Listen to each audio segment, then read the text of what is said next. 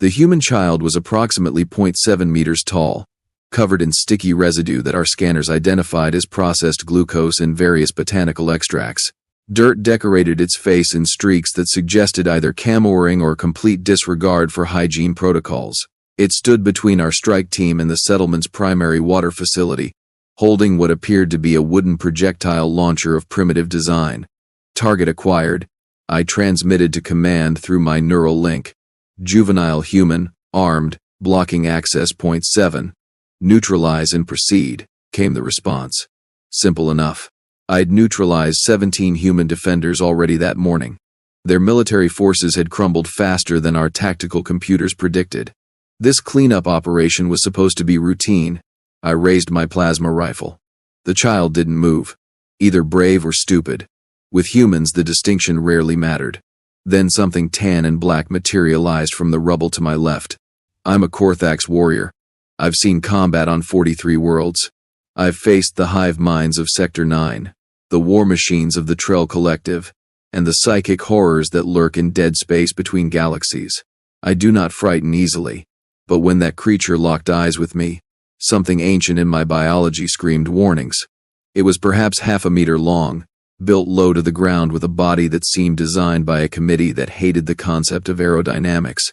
Its fur was coarse, striped in patterns that hurt to look at directly, but the eyes, oh, those black eyes contained absolutely zero fear, zero hesitation, and what I can only describe as aggressive enthusiasm for violence. Unidentified creature approaching, I reported, tracking it with my rifle.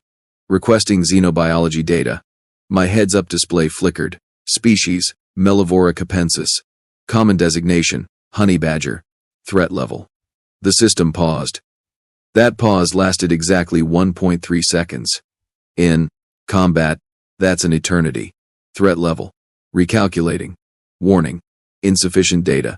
Historical records indicate disproportionate danger relative to size. Exercise extreme caution. Do not engage unless absolutely necessary. I almost laughed. It was the size of my boot. What could it possibly do? I fired at the child. Standard suppression burst. Non-lethal settings. We needed some humans alive for questioning about their defense networks. The honey badger moved. I need you to understand something about Korthax reflexes. We can track objects moving at hypersonic speeds. Our neural implants process tactical information in microseconds. I once shot a Trell sniper's bullet out of the air during the siege of Harrow Prime. I couldn't track that animal. It launched itself through the air like gravity was merely a suggestion it chose to ignore. My plasma bolt, traveling at a significant fraction of light speed, met fur and muscle and something that can only be described as weaponized audacity. The bolt deflected. Not absorbed. Not tanked. Deflected. The honey badger hit the ground between me and the child, skidded through the dirt, and made a sound I will hear in my nightmares until my species achieves transcendence or extinction, whichever comes first. It was part growl, part challenge, and entirely unreasonable given the circumstances. Report, command demanded. Why has the target not been neutralized? Encountering resistance, I replied, which was technically accurate but failed to capture the existential crisis unfolding before me. The child hadn't moved. It just stood there, one hand now resting on the creature's back.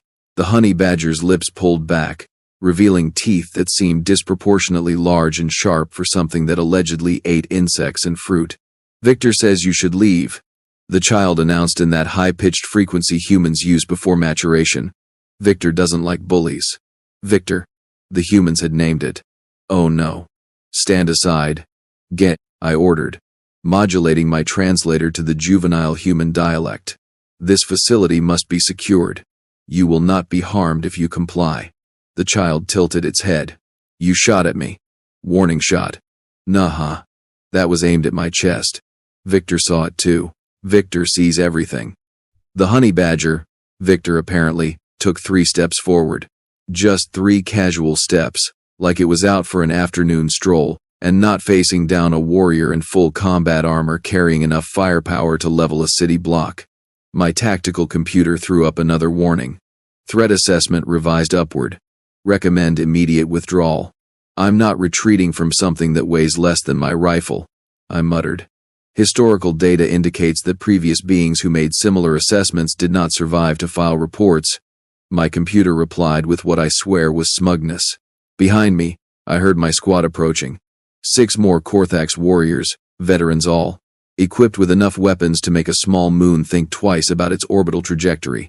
Commander Threx, called out Venix, my second in command. What's the delay? It's just a human larva and some kind of local fauna. Victor's head swiveled toward Venix. The movement was slow, deliberate, and somehow conveyed an emotion I didn't know animals could express. Contempt, mixed with anticipation. Venix, I said carefully, download the xenobiology file on Melivora capensis before you do anything. It's the size of a ration pack, sir. I'll just stun it. Venix, that's an order. Download the file. But Venix had always been impulsive. It's what made him excellent at boarding actions and terrible at following protocols. He raised his rifle. Victor charged. I need to describe this properly because my after-action report was flagged as suspiciously creative and required 3 verification reviews. Venix fired. Full power setting. Enough to drop a Trell-heavy trooper in its tracks. The bolt caught Victor center mass. Victor didn't stop. The animal hit Venix like a missile with anger management issues. Teeth found gaps in armor that our engineers swore didn't exist. Claws that should have been useless against military-grade composite materials carved through them like they were made of compressed air and optimism. Venix screamed. I didn't know Korthax could make that sound. Open fire, I commanded, and my squad lit up the area with enough plasma to sterilize a small ecosystem. Victor released Venix, who collapsed in a heap that was going to require extensive medical intervention and possibly therapy. The honey badger stood in the center of our firing pattern, covered in smoke and looking mildly annoyed, like we'd interrupted his lunch rather than tried to atomize him. Cease fire, I yelled, because I wasn't sure how much ammunition we'd waste before accepting reality. Cease fire. The smoke cleared. Victor shook himself, dislodging bits of melted dirt and what might have been the remnants of my squad's dignity. He wasn't even singed. How? I began, but my tactical computer interrupted. Melivora capensis possess remarkably loose skin, allowing them to twist within an opponent's grip. Subcutaneous adipose tissue provides unexpected resistance to both energy and kinetic weapons. Pain receptors significantly underdeveloped. Fear response absent or non-functional. Aggression levels, yes. That last one isn't a proper measurement, I said. It is for this species. The child walked forward, stepping carefully around Venix's twitching form. Victor trotted alongside, and I noticed the honey badger was making a sound almost like purring. If purring could sound threatening. I'm Lily, the child said. I'm 7. Victor is my best friend. We found each other when the bad ships came. Mommy said to hide in the bunker, but I heard Victor calling. He was stuck under a collapsed building. I dug him out. He's been protecting me ever since. She reached down and scratched behind Victor's ears. The creature's eyes half closed in what might have been contentment or might have been tactical assessment of which of us to dismember next. Look, I said, trying to sound reasonable, while 6 of my 7 squad members were having various levels of existential crises. We need access to the water facility. Our fleet requires resources. This doesn't have to be violent. You shot at me, Lily repeated. And Victor doesn't forget. Do you, Victor? Imp sighed. The honey badger made a sound I can only describe as negative. Very negative. Commander? Venix groaned from the ground. I think it severed my secondary spine. How is it that strong? Honey badgers have been observed fighting off lions, hyenas, and leopards. My tactical computer supplied helpfully. They regularly raid beehives despite thousands of stinging insects. They have been documented eating poisonous snakes, including cobras, suffering minimal effects from venom that would kill most species. One individual was recorded surviving a bite from a puff adder, lying paralyzed for 2 hours, then waking up and eating the snake that bit it. That's not possible, I said. And yet, the computer replied. Lily sat down on a chunk of rubble, Victor positioning himself between her and us like a furry, teeth-filled barrier of unreasonable confidence. My daddy told me about honey badgers before the ships came. He said they were nature's way of proving that size doesn't matter if you're angry enough and too dumb to know when you're beaten. We outnumber you, I pointed out. We have orbital support. We have weapons that can crack planets. You have a child and an animal that, while admittedly more effective than anticipated, cannot possibly win this engagement.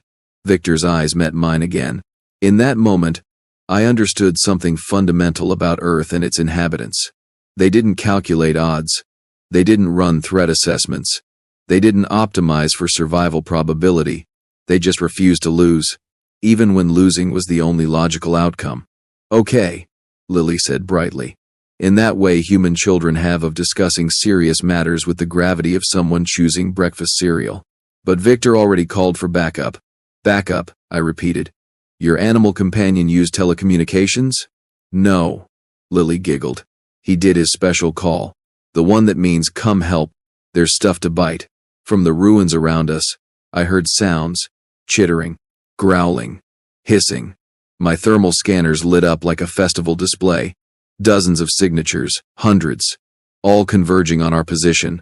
What? I said slowly. Is incoming? My tactical computer pulled up files. Alert. Multiple species approaching.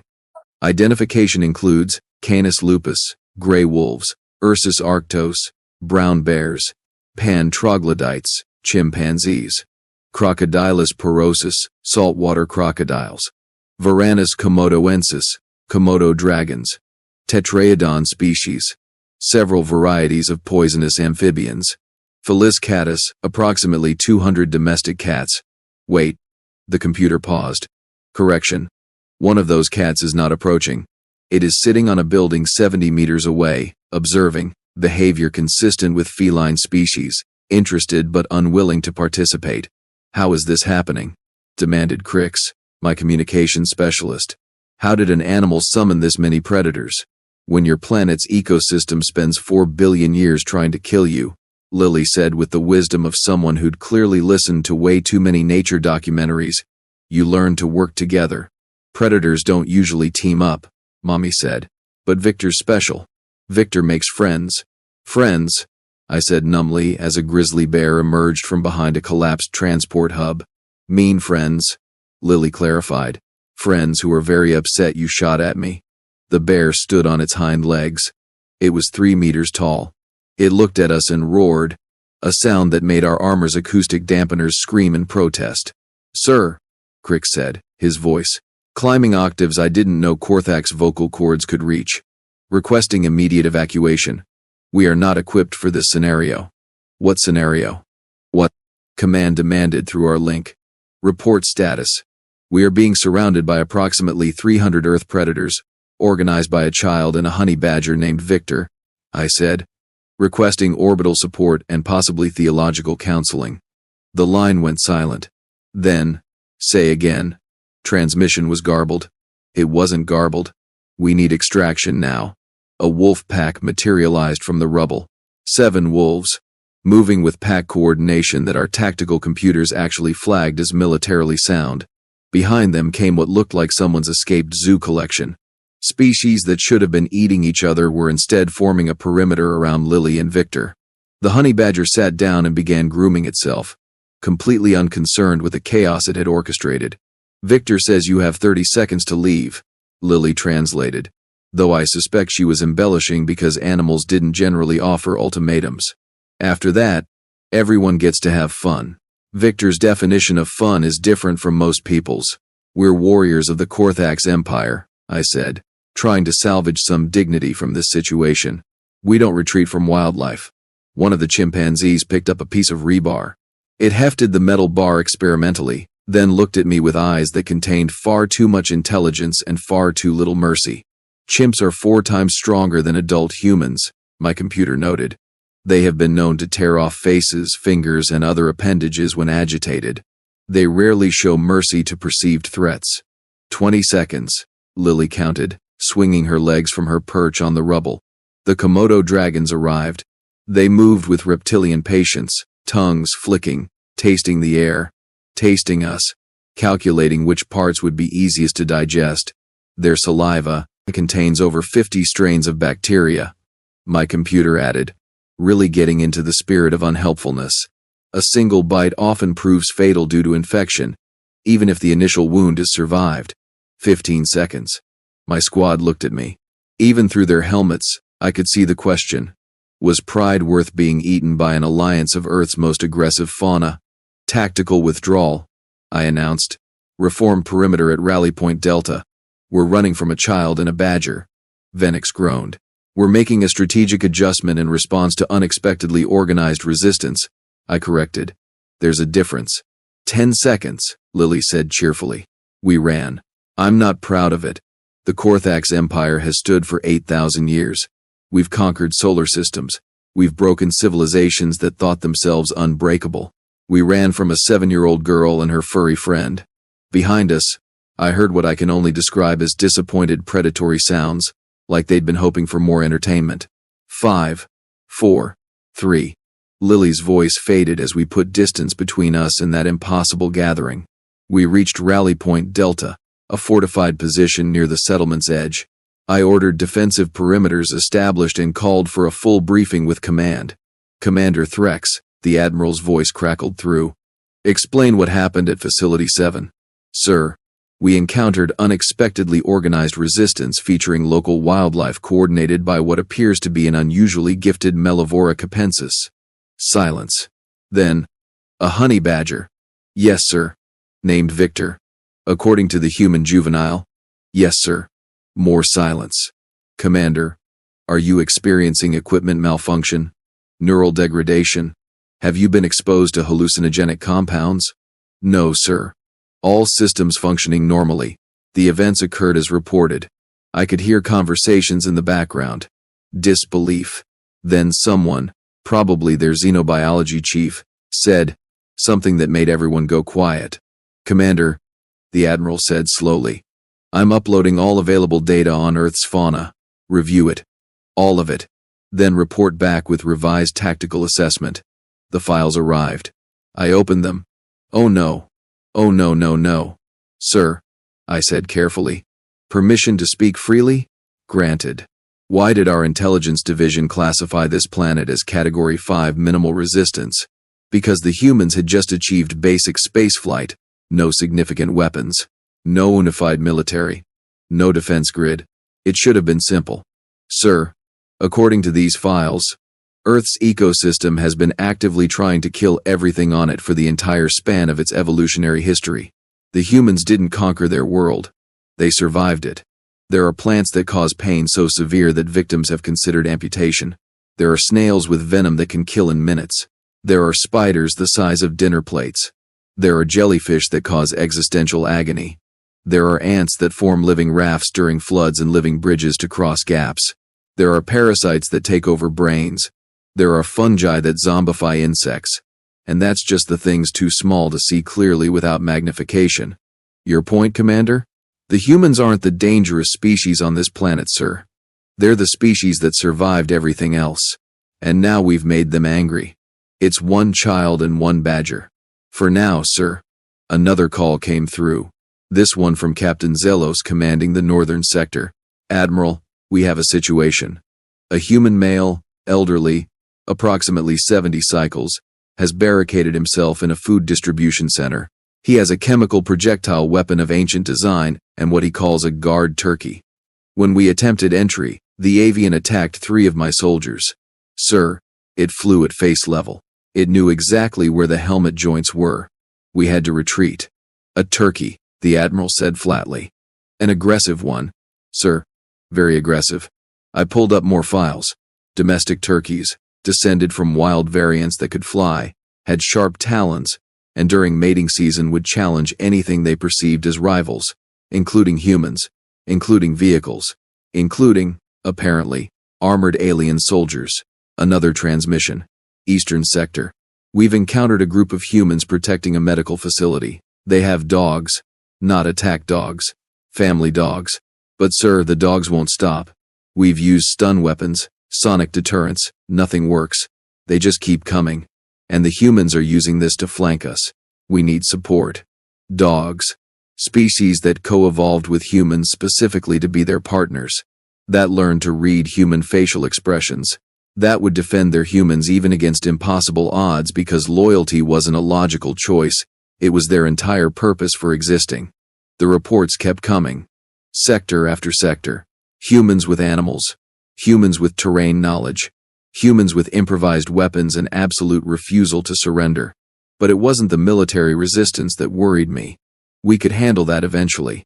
It was the other thing I'd noticed in those files. Humans bonded with everything. They'd kept wolves until they became dogs. They'd domesticated cats, who arguably domesticated themselves because humans were useful. They'd tamed horses, befriended dolphins, trained eagles. They made companions of creatures that should have been their predators or prey. And when threatened, all those bonds activated. "Sir," I said to the Admiral, "recommend immediate cessation of operations and negotiation attempts." Based on one encounter with wildlife? Based on the realization that we're not fighting a military, sir. We're fighting a planet. And everything on it has spent billions of years learning how to survive impossible odds. Victor's face flashed through my mind. Those eyes. That complete absence of fear. That presence that said, "I've fought things worse than you before breakfast, and I'm still here." Humanity hadn't built weapons to conquer their world. They'd become friends with the weapons their world had built to kill them. And now we'd made them choose sides. "Request denied, Commander," the Admiral said. "We've committed to this operation. Adjust tactics and proceed. One honey badger doesn't change strategic reality." I wanted to argue. To explain that this wasn't about one honey badger. It was about what that honey badger represented. But orders were orders. "Understood, sir." Adjusting tactics. I looked at my squad. They looked back at me with expressions that suggested they'd rather face the Trail Collective again. At least the Trail just wanted to kill you. They didn't organize the local wildlife into revenge squads first. "All right," I said. "New approach. We avoid direct confrontation with any human accompanied by animals. We focus on infrastructure targets. No more engagements with civilians. And if anyone sees that honey badger again..." "Sir?" Crix prompted. "Run faster." Venix, who'd finally been patched up enough to stand, raised a hand. "Commander, what if it can't be avoided? What if we encounter the child and Victor again?" I thought about that. About those eyes. About that impossible speed. About the fact that our weapons had done nothing except mildly inconvenience a creature that weighed less than my tactical pack. "Then we apologize," I said. "Sincerely." "Somewhere in the ruins," a honey badger growled. It sounded like laughter. 3 days after the Victor incident, as it became known in our combat logs, Command finally authorized what they called tactical flexibility. What they meant was we could negotiate. I stood in the ruins of what used to be a human administrative building, waiting for their representative. My squad formed a perimeter, weapons lowered but ready. We'd learned our lesson about assumptions. The human who arrived wasn't military. She was maybe 40 cycles old, wearing civilian clothes covered in dust and what looked like animal fur. Behind her walked a German shepherd, a border collie, and something my scanner identified as a Maine Coon cat of unusual size. "Commander Threx," she said, pronouncing my name better than most humans managed. "I'm Dr. Elena Vasquez. I speak for the Henderson Valley survivors." "Doctor of what discipline?" I asked. "Veterinary medicine. Animal behavior specialist." She smiled, and it wasn't friendly. "Guess I'm suddenly very relevant to your interests." The cat, a massive orange creature, sat down and began washing its paw while staring at me. The gesture somehow conveyed absolute dismissal of my threat level. "We wish to discuss terms," I said. "Your resistance has been more effective than projected. The Admiral believes a diplomatic solution serves both parties." "You mean Victor scared the hell out of you, Doctor," Vasquez said, "along with every other animal you've encountered." "Word travels fast, Commander. We know your soldiers are refusing assignments near wildlife corridors. We know your medical bays are full of troops who learned that Earth's fauna doesn't care about your armor ratings." She wasn't wrong. Yesterday, a cassowary had hospitalized 4 soldiers in the southern sector. Before that, a swan broke Crix's arm in 3 places. A swan. My communications specialist was defeated by an angry waterfowl. "We underestimated Earth's ecosystem," I admitted. "We're prepared to make concessions. Start by leaving." "Not possible. Our fleet needs resources." We've traveled too far to return empty-handed, but we can establish protected zones, minimize civilian contact, provide compensation for damages.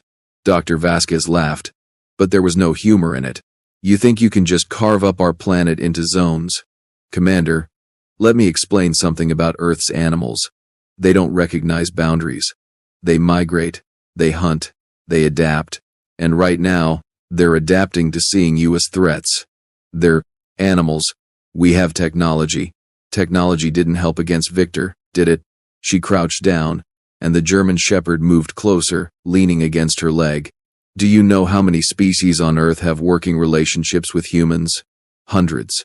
Dogs, cats, horses, falcons, dolphins, even some fish species. We've spent millennia building these partnerships. And you know what all those animals have in common right now? I waited. They're pissed off. Because you're hurting their humans. Animals don't organize. They don't hold grudges. Tell that to the elephant that tracked a poacher for 2 weeks.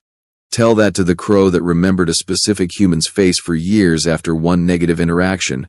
Tell that to the dolphin pods that protect swimmers from sharks. She stood up. Earth's animals are smarter than you think, and meaner when motivated. We have orbital weapons, I said. If pushed, we can sterilize entire regions. The border collie growled. Actually growled at the implication of threat. Dr. Vasquez put a hand on its head, calming it. You could, she agreed. And then you'd have nothing. Dead planets don't provide resources. Plus, you'd make enemies of every species that survived. Do you really want to fight a guerrilla war against creatures that evolved here? That know every cave, every tunnel, every hiding spot? She had a point. Our tactical assessments showed that urban pacification was proceeding poorly. The humans kept using animals as early warning systems. Dogs detected our patrols before our sensors detected theirs. Birds apparently carried messages between resistance cells. We'd intercepted 3 supply convoys because rats had chewed through our equipment, and we still weren't sure if that was sabotage or opportunism. What do you propose? I asked. Simple. You leave. Now. Take your fleet and find another planet to bother. And if we refuse? Dr. Vasquez pulled out a small device. A communication unit. She pressed a button, and my audio sensors picked up a high-frequency signal. Within seconds, I heard movement. From every direction. The ruins came alive with animals. Not attacking. Just appearing. Watching. Hundreds of eyes. Thousands. This is just Henderson Valley, Dr. Vasquez said quietly. One small settlement. Imagine this everywhere. Every city, every town, every forest and field. You're not fighting an army, Commander. You're fighting a planet that spent 4 billion years perfecting the art of survival. A honey badger emerged from a broken doorway. Not Victor, my scanner confirmed, but another one. It looked at me with that same expression of fearless aggression. How many honey badgers are on Earth? I asked, dreading the answer. In the wild, scattered populations across Africa and Asia, maybe a few 100,000. In captivity, as pets or rehabilitation centers, few hundred more. She paused. But you know what's interesting? When Victor did his call, other honey badgers responded from 200 kilometers away. We didn't know they could do that. Apparently, they've been communicating across distances we never measured. And now they're all very interested in why one of their own needed backup. My tactical computer flagged incoming data. Reports from across the planet. Honey badger sightings near Korthax positions. Multiple sightings. Coordinated movement patterns. They're organizing, I said, more to myself than Dr. Vasquez. Yep. Turns out when you threaten something a honey badger considers under its protection, other honey badgers take it personally. They're forming what our behavioral experts call cooperative defense networks. It's unprecedented, also terrifying. This is insane, I muttered. They're animals. Commander, humans are animals too. We just got good at tools and language. But we never forgot the important lessons.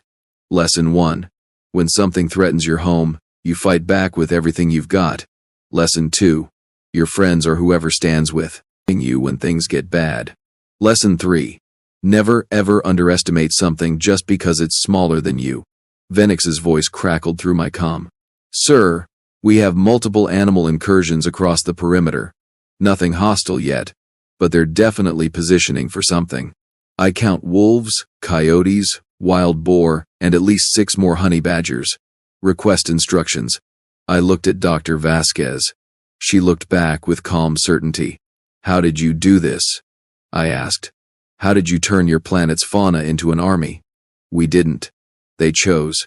When you attacked, when you hurt humans, the animals that bonded with us responded. The wild ones saw opportunity to defend territory. The domestic ones protected their families. And species like honey badgers?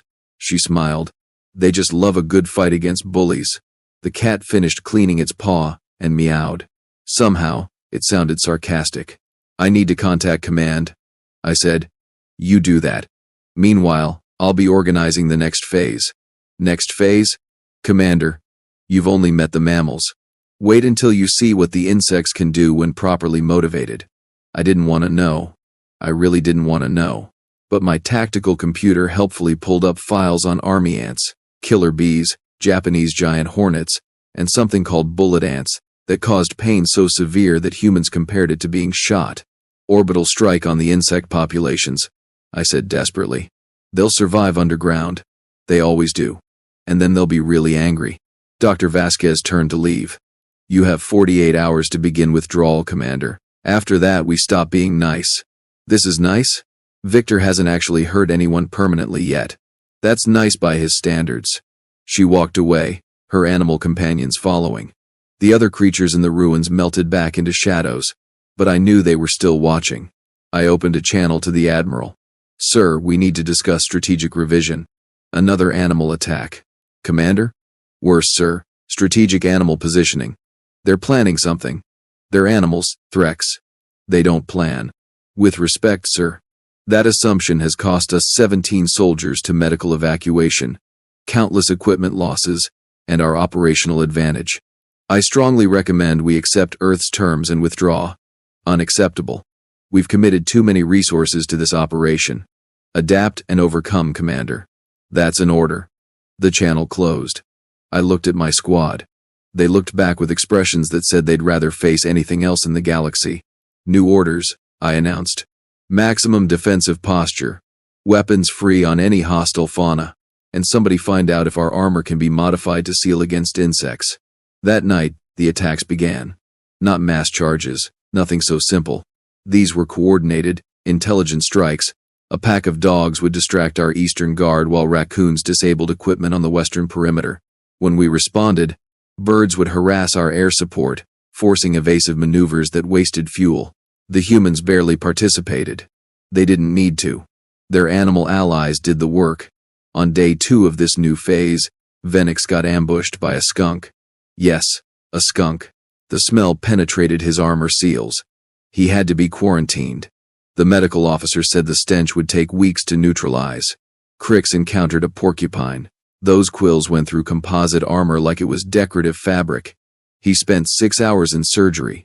3 soldiers stumbled into a fire ant nest. The ants swarmed with military precision, finding every gap in armor plating. The screaming lasted 4 minutes before we could extract them.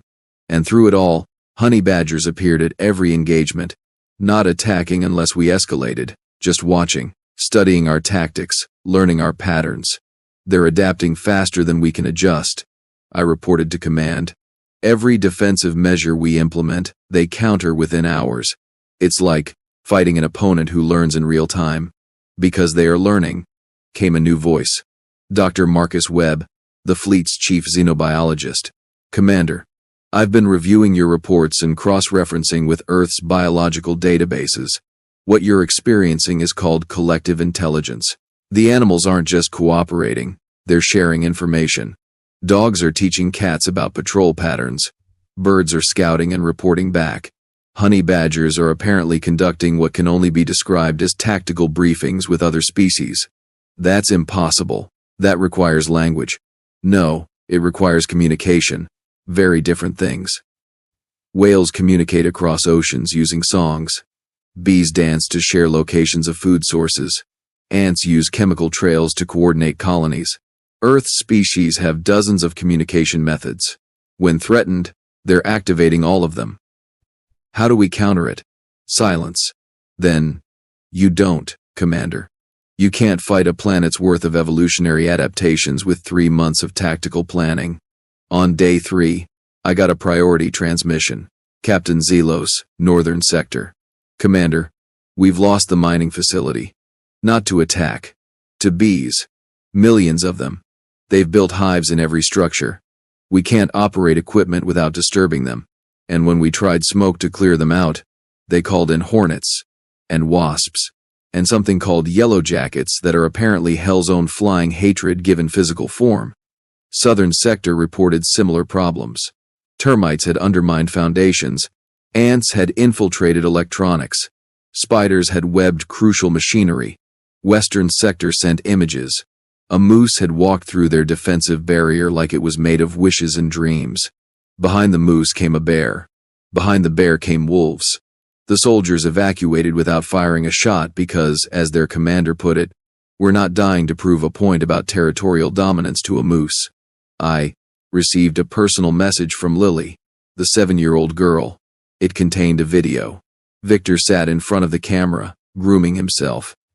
Behind him, I could see dozens of other animals: dogs, cats, raccoons, a possum, several birds, and what looked like a particularly angry rooster.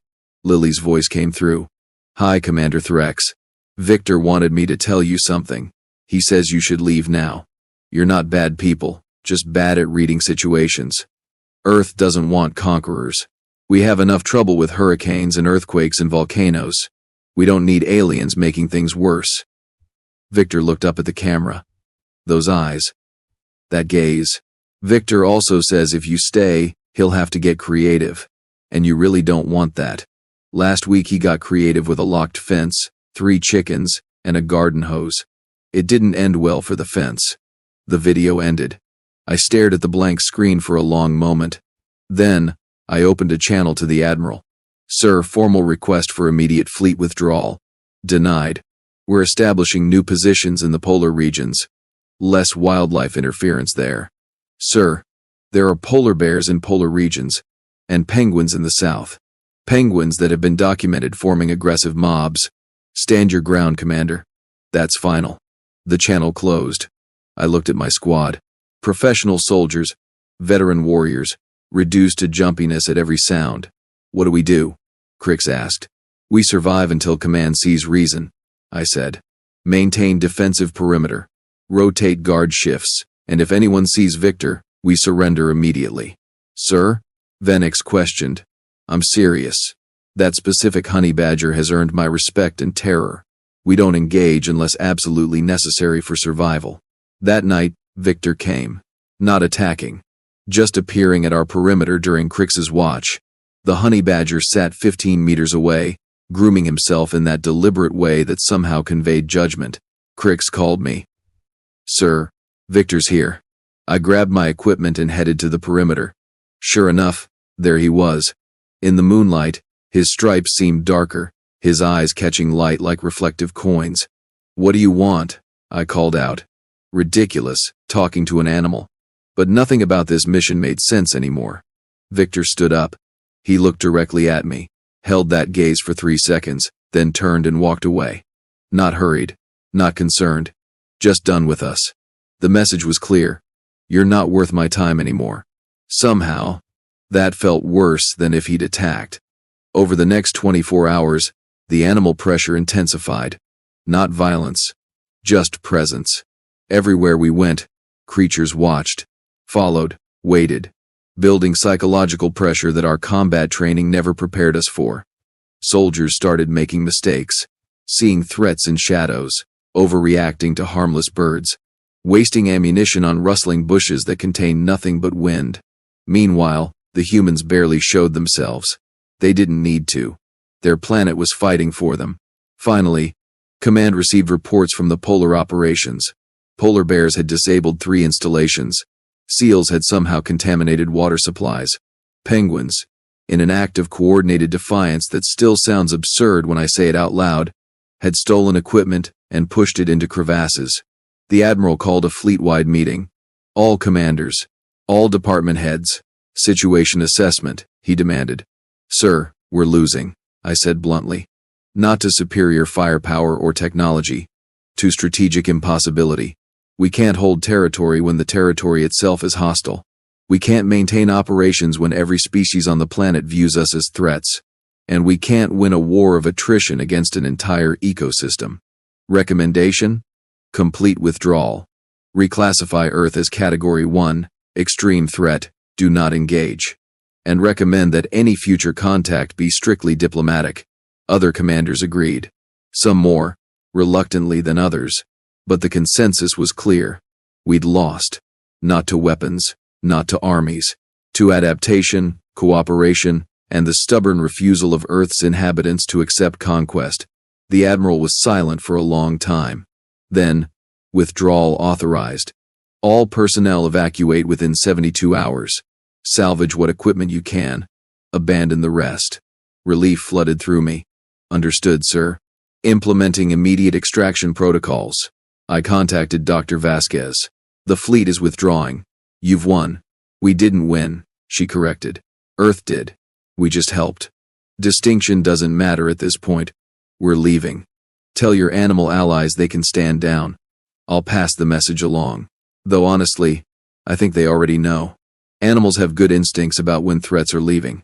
She was right. As we began evacuation procedures, the animal pressure eased. Not gone, but reduced. Still watching, but not advancing. Making sure we actually left. Victor appeared one final time as I boarded my shuttle. He sat on a pile of rubble, Lily beside him, both watching the evacuation. I approached slowly, hands visible and empty. We're leaving, as promised. Lily waved. Bye, Commander Threx. Sorry you had to learn things the hard way. Your planet is remarkable, I told her. Terrifying, but remarkable. Victor says thank you. He thinks you're not so bad for an alien. You learned quick. Tell Victor he's the most effective soldier I've ever encountered. If things were different, I'd recruit him. Lily giggled. Victor says he's not interested. He has important work protecting the valley and stealing snacks from the kitchen when Mommy's not looking. The honey badger made that sound again. The one that might have been contentment or threat assessment or possibly both simultaneously. I returned to my shuttle. As we lifted off, I looked down at Henderson Valley. At the ruins we'd created. At the humans rebuilding. At the animals moving freely through. The settlement. No longer just companions but recognized defenders. Final report, Commander? Crix asked. Note the following in official records. I said. Earth is not a viable target for conquest. Indigenous species demonstrate unprecedented adaptive cooperation when threatened. Recommend permanent classification as extreme caution zone. Future contact should emphasize trade and diplomacy rather than resource extraction. Will Command listen? After this disaster? They'll have to. We lost ships, soldiers, equipment, and pride to a 7-year-old girl and a honey badger. That'll be hard to spin positively in the conquest reports. As we breached atmosphere, joining the fleet for departure, I took one last look at Earth. Blue and green and beautiful, teeming with life that refused to be dominated. Commander, Venix said quietly, do you think we'll ever come back? Diplomatically? Maybe. Humans seem reasonable when you're not shooting at them. As conquerors? I thought about Victor's eyes. Never. And anyone who suggests it will get my personal testimony about exactly why that's a terrible idea. The fleet jumped to hyperspace. Earth disappeared behind us, along with our ambitions of easy conquest. 3 months later, back at Korthax Command, I was summoned to High Council chambers. They wanted details, clarifications, explanations for how an advanced military force was repelled by wildlife. I told them everything. Victor, the animal coordination, the honey badger networks, the complete failure of conventional tactics against unconventional defenders. This is unprecedented, Counselor Vex said. Species don't organize across biological boundaries. Earth species do. Because they've been competing and cooperating for billions of years. They've evolved strategies we can't counter because we've never encountered anything like it. Surely, with proper preparation, better tactics, we could succeed in future operations. No, sir. We couldn't. Because Earth's greatest weapon isn't any single species or strategy.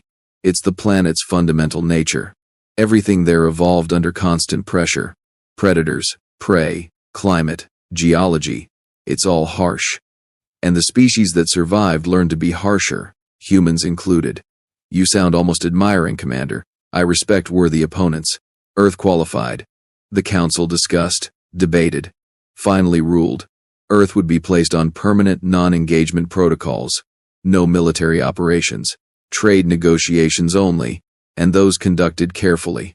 I was reassigned to Training Command, teaching new officers about unconventional warfare and the dangers of underestimating opponents based on technological disparity.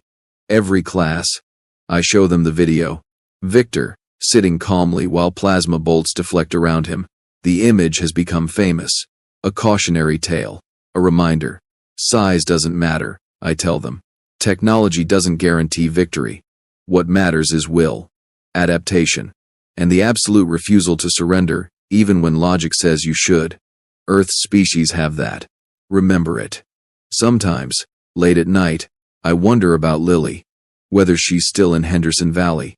Whether Victor still protects her. Whether they remember the aliens who came and learned hard lessons about home soil advantage. I hope they're well. Both of them. And I hope we never have to meet again under conflict circumstances. Because next time, I suspect Victor wouldn't be so forgiving. Somewhere on Earth, a honey badger is probably doing honey badger things. Raiding beehives. Fighting off predators. Being completely unreasonable in the face of impossible odds. And if you're smart, you'll leave it alone. We did. Best decision of my military career.